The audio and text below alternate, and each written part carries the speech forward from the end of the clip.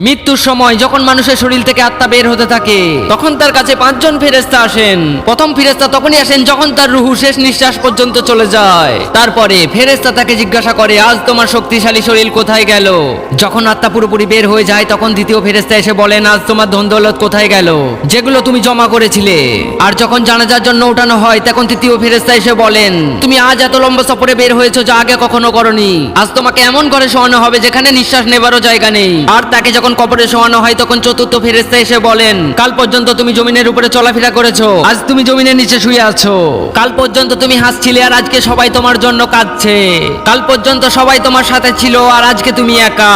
কবরে যখন মাটি দেওয়া হয়ে যায়, সকলে যখন চলে যায় তখন পঞ্চম ফেরেশতা এসে বলেন, আজ তোমার সব আপনজন তোমাকে একা রেখে চলে গেছে। আর তারা যদি থেকেও যেত তোমার কোনো লাভ হতো না। আজ হয়তো তুমি জান্নাতের সুসংবাদ পাবে, না হলে কবরের আযাব ভোগ করবে। আল্লাহ আমাদের সকলকে কবরের আযাব থেকে হেফাজত